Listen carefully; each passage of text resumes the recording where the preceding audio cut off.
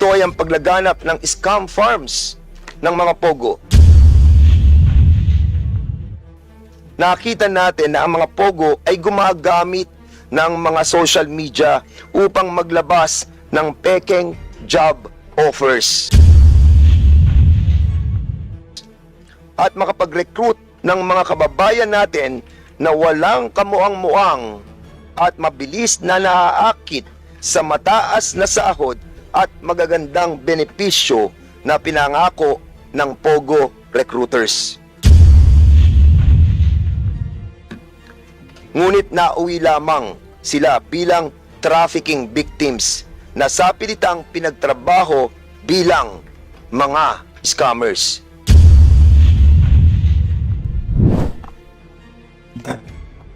Sa aking mga co-chairs, kay Senior Deputy Speaker Aurelio Dong Gonzales Jr., mga kasamahan at katrabaho sa Kongreso, mga resource persons at bisita, at ang mga nanonood via live stream, magandang umaga po sa ating lahat.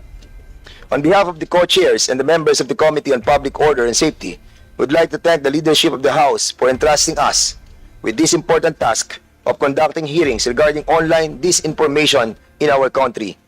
Pursuant to House Resolution number 286, which was adopted by the House on December 18, 2024, the Committee on Public Order and Safety, Information and Communications Technology, and Public Information, or the TRICOM, were authorized to conduct a joint inquiry in aid of legislation on the rampant posting of false and malicious content in social media platforms while safeguarding freedom of speech and ensuring digital safety. We thank the authors, namely Senior Deputy Speaker Gonzales, Deputy Speaker David J.J. C. Suarez, Majority Leader Manuel Jose Manix M. Dalipe, Minority Leader Marcelino C. Libanan, Representative Robert Ace Barbers, Benbenito M. Abante Jr., and Joseph Stephen Caraps S. Paduano for filing House Resolution number 2147, which the House adopted as House Resolution number 286. Sino rito ang nabiktima na ng maling impormasyon sa social media? Sino rito ang nakapag-share ng maling impormasyon sa social media na pinaniniwalaan nila na totoo? Malamang lahat tayo, ang masamang epekto ng disinformasyon at misinformasyon ay lalong umalingaw sa gitna ng isang global crisis sa ating kalusugan noong panahon ng COVID-19 pandemic, kung saan talamak ang paglabas ng mali-maling impormasyon sa internet. Noong panahon na iyon, mahirap para sa ordinaryong mamamayan na makakuha ng kritikal at wastong impormasyon mula sa ating mga ahensya. Sino rito ang nabiktima ng scam? O may kilalang nabiktima ng scam? Malamang lahat din tayo.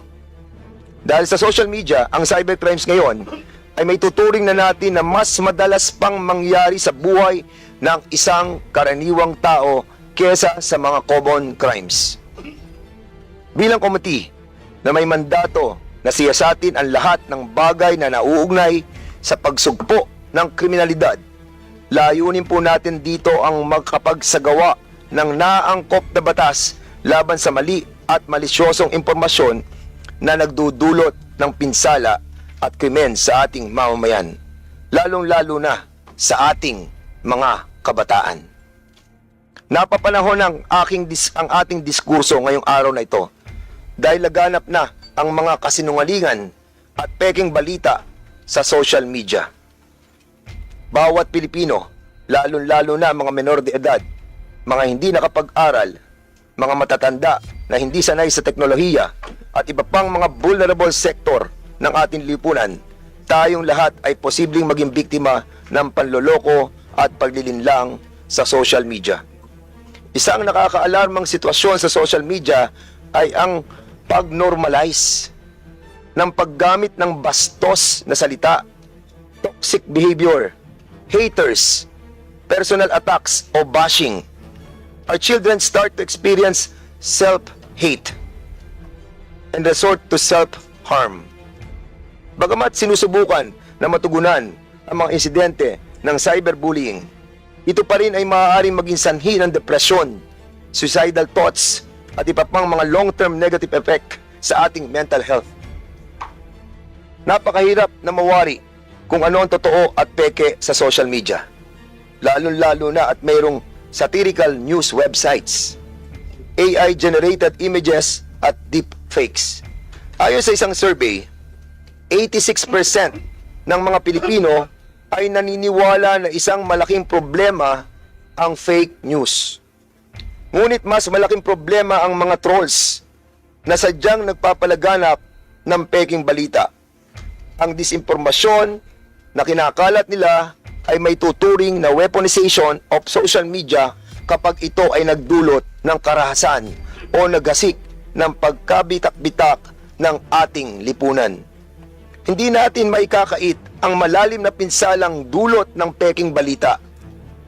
Cybercrimes, lalo na kung ito ay patungkol sa kalusugan, seguridad ng bansa, terorismo, child sexual abuse o exploitation, natural na kalamidad, public emergency at integridad ng ating mga demokratikong institusyon. Banggitin ko lamang po ang isang mahalagang bagay na tinatalakay noong Quadcom. Ito ay ang paglaganap ng scam farms ng mga POGO. Nakita natin na ang mga POGO ay gumagamit ng mga social media upang maglabas ng pekeng job offers at makapag-recruit ng mga kababayan natin na walang kamuang-muang at mabilis na naaakit sa mataas na sahod at magagandang benepisyo na pinangako ng POGO recruiters. Ngunit nauwi lamang sila bilang trafficking victims na sapilitang pinagtrabaho bilang mga scammers. Isa itong ehemplo na nagpapakita ng kahinaan ng ating mga batas at kakulangan ng proteksyon ng ating mamamayan laban sa mga panloloko sa internet. Mismong ang pag-iit ng ating pagmamay-ari ng West Philippine Sea ay apektado sa paglaganap ng kasinungalingan sa SOCMED. Sabi nga ni Justice Antonio Carpio, ang pag-angkin ng China sa West Philippine Sea ay maituturing na fake news of the century. Ang mga Pinoy na trolls naman na nagpapalaganap ng maling impormasyon tungkol dito, pwede ba nating ituring bilang mga traidor ng bayan? Marahil ay kinakailangan nating amyandahan ang ating mga batas, unang-una na Republic Act number 10175 o ang Cybercrime Prevention Act of 2012. Marami mga panukalang batas ang nilagdaan ng aking mga kasamahan sa Kongreso. At ako mismo, naghain ako ng House Bill Resolution number 543 na naglalayo na maitatag ang social media regulation upang maprotektahan ang ating mga kabataan.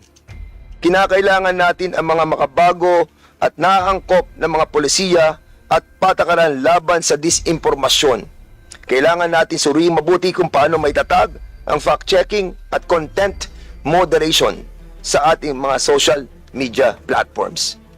Higit sa lahat, kinakailangan natin magkaroon ng isang makabuluhang diskurso patungo sa online safety at digital literacy. Lahat yan sa bawat Pilipino. Sa pamamagitan ng malawakang talakayang ito sa Kongreso, maging layunin natin na magkaroon ng public awareness at makadagdag sa kalaman ng ating kababayan ukol sa disinformasyon. Hinikayat ko po ang lahat ng narito sa ating pagpupulong na sikaping makamit ang layuning ito. Sa inyong lahat, maraming salamat po.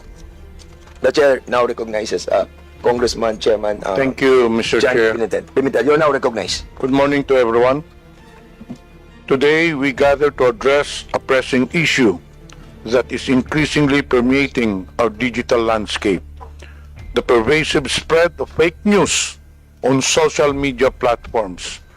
As we delve into this inquiry, it is essential to underscore the critical implications that misinformation has on public discourse, democratic processes, and societal cohesion. Social media has transformed how we communicate and access information. It provides unprecedented opportunities for dialogue and engagement, allowing voices from all walks of life to be heard. Yet, the same platform has become a fertile ground for the rapid dissemination of falsehoods and misleading narratives.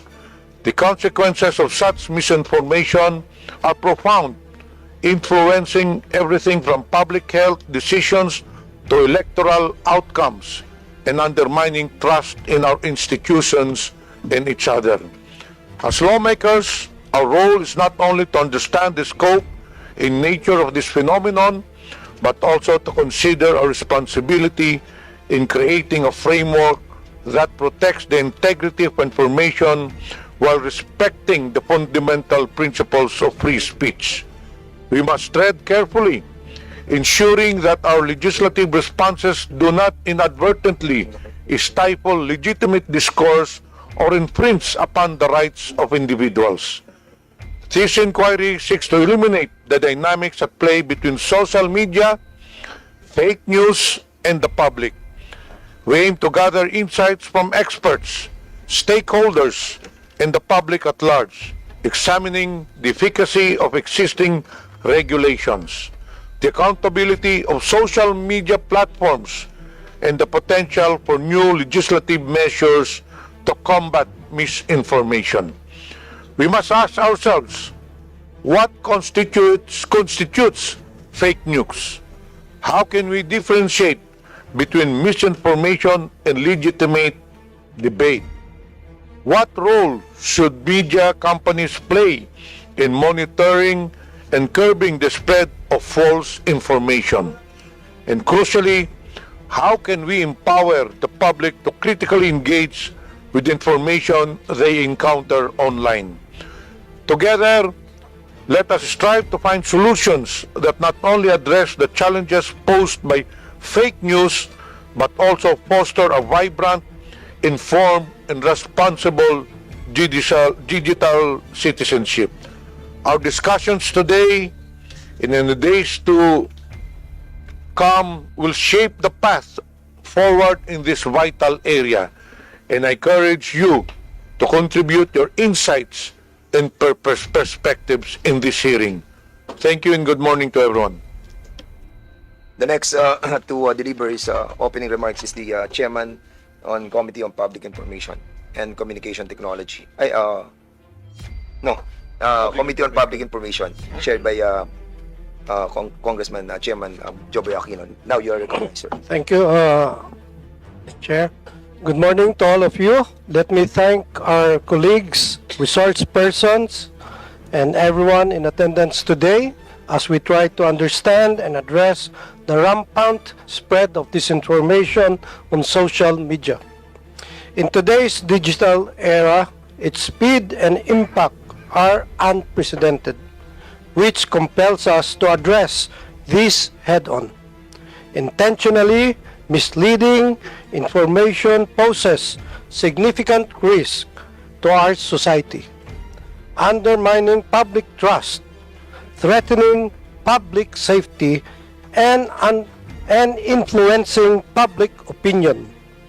We share a collective responsibility to address this challenge effectively.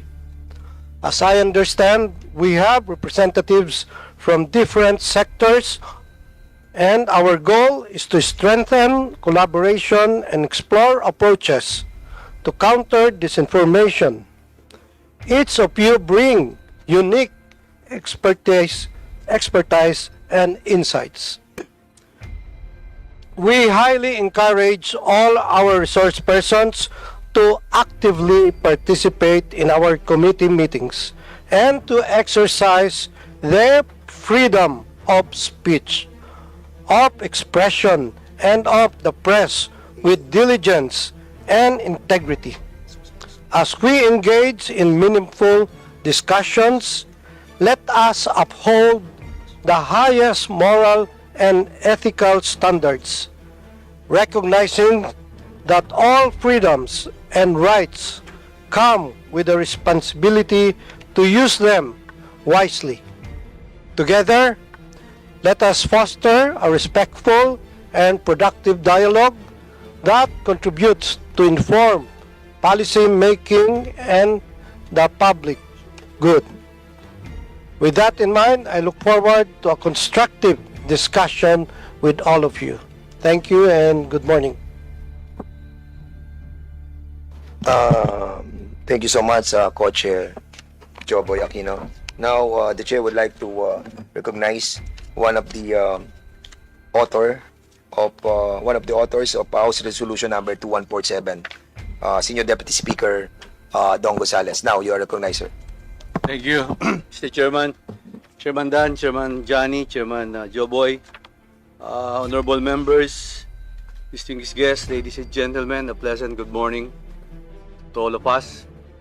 It is my privilege to sponsor House Resolution number 286, which calls for a joint inquiry in aid of legislation on the rampant posting of false and malicious content on social media platforms, while safeguarding freedom of speech and ensuring digital safety. Social media bridges gaps. Pinag-uugnay nito ang mga tao, bumubuo ito ng mga komunidad, nagpapalawak ng mga kamalayan at nagsusulong ng pagbabahagi ng kaalaman. According to online article by Data Reportal, the Philippines was home to 86.75 million social media users in January 2024.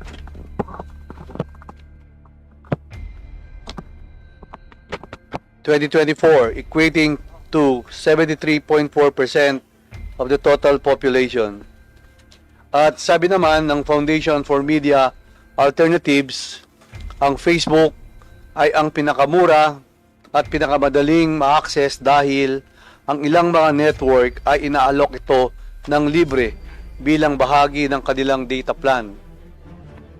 Ngunit, sa kabila ng napakaraming benepisyong kakibat nito, social media can also be used as a conduit of inappropriate contents. We all experience browsing our social media platforms, and more often, we come across racist, sexist, homophobic, religious, and political-based hate contents. Ang mga mapanirang nilalaman na ito ay naglalagay sa panganib sa kaligtasan ng publiko sa pamamagitan ng maling impormasyon, online harassment, mga panlilinlang at iba pang anyo ng cyberbullying. We affirm that instrumental role of social media in today's day and age, but there is an overwhelming need to address harmful content and at the same time uphold constitutional freedoms, particularly the freedom of speech and expression, which are considered cornerstones of our democracy. House Resolution number 286 proposes for the development of an improved transparency and accountability mechanisms for social media platforms.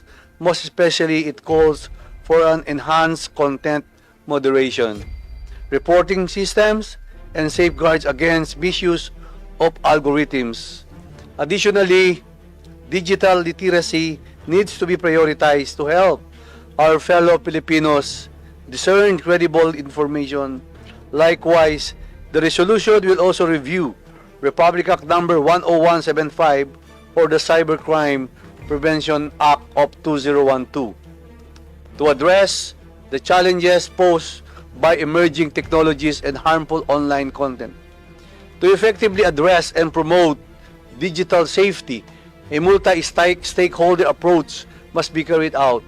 Social media companies, cybersecurity experts, and legal professionals must come together to craft an effective and double legislation.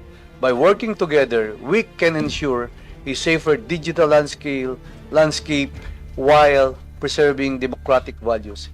Inihikayat ko po ang aking mga kapwa mambabatas at lahat ng ating mga panauhin na suportahan ang resolution ito upang matiyak ang kaligtasan ng ating digital space. Let us reconfigure our social media platforms with meaningful discourse, innovation, and empowerment rather than a breeding ground for deception of harm. Takal po salamat, may payabak po kay Katam. Ano yun? Ano yun?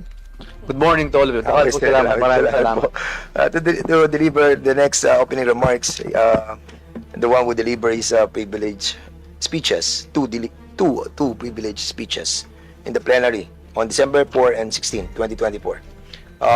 Chairman Robert Ace Barbers, you are now recognized. Thank you, Mr. Chairman. This is very short, Mr. Chairman. As the proponent of the privilege speech that was delivered last year, with respect to the issues in the social media, allow this representation to deliver a very short opening remark, Mr. Chair. Magandang umaga, mga kasamahan, honorable colleagues, distinguished guests, ladies and gentlemen. We are gathered here today not to silence voices, suppress free speech, or curtail the constitutional right to freedom of expression. Instead, we are here to draw the line between responsible discourse and the deliberate, systematic abuse of digital platforms to spread lies, destroy reputations, and manipulate public perception. This hearing seeks to establish a regulatory framework for social media similar to how the Kapisanan ng mga Broadcasters sa Pilipinas, or the KBP, regulates television and radio broadcasters, and how the National Union of Journalists of the Philippines, or the NUJP, upholds ethical standards for print media. Our goal is to develop a code of conduct for content creators, ensuring accountability and ethical responsibility in this rapidly evolving digital space. While we uphold the constitutional right to freedom of speech, we must also recognize the urgent need for regulation to prevent the misuse of digital platforms. The lack of oversight has allowed vloggers and online influencers to freely spread harmful narratives without fact-checking or ethical accountability. To address this, social media platforms like TikTok and Facebook must be treated as legitimate businesses requiring a franchise or accreditation system. By holding these platforms accountable for monitoring and removing defamatory content, we can foster a safer and more responsible digital environment.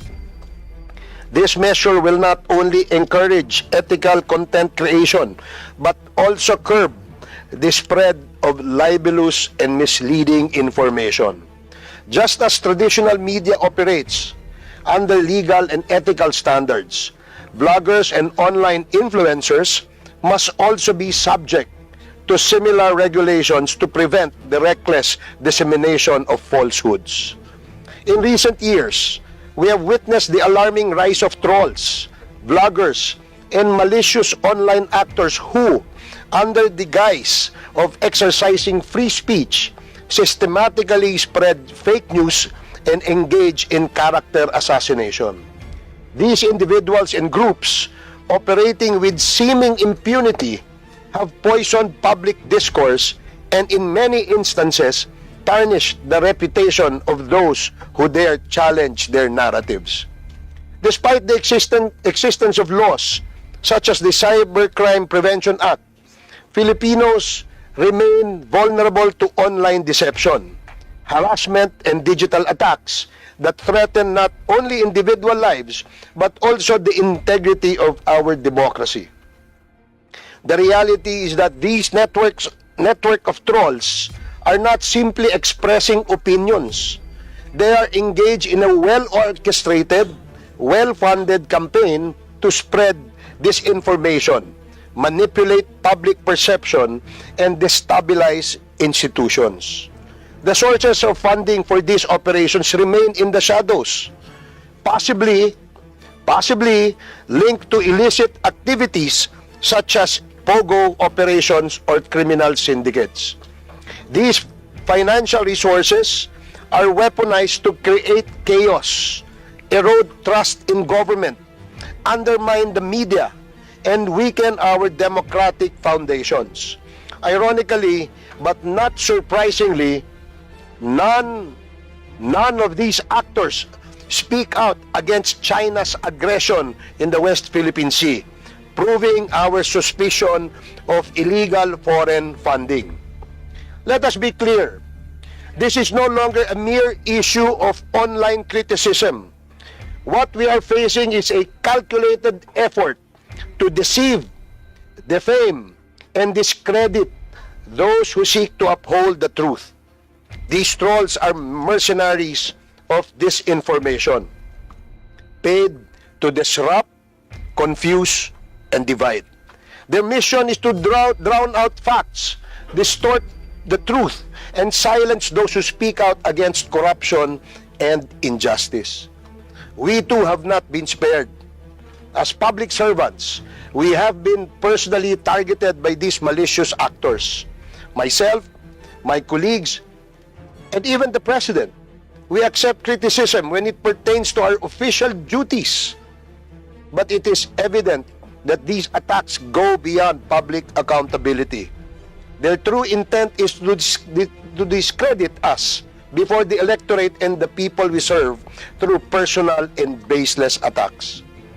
The Supreme Court in Labargan versus People of the Philippines, GR number 246824, citing the Kerr Jr. versus People in GR number 206015, ruled that, and I quote, offensive imputations against public officers do not constitute defamation if these relate to their discharge of official duties unless the prosecution proves actual malice. Defamatory utterances are malicious when made with knowledge that they were false or with reckless disregard as to its falsity, unquote. But this issue is bigger than any individual case, Mr. Chairman. This is about every Filipino who has been a victim of online harassment, cyber libel, and digital deception. If we continue to ignore this growing problem, we are failing the people we have sworn to protect. Social media should never be a tool for personal attacks or harassments or the destruction of reputations. Those who exploit these platforms to spread black propaganda, lies, and harm others must be held accountable. We have also received reports of vloggers soliciting donations under the pretense of funding their content, only to be involved in scams and online fraud. All this must stop, Mr. Chair. Today, we commit ourselves to finding solutions. We will explore ways to protect the public from the dangers of fake news and disinformation while ensuring that our digital spaces remain safe, ethical, and credible for future generations. Maraming salamat po, Mr. Chair. Thank you. That was 10 minutes. Nine I thought 9 minutes only. it was short.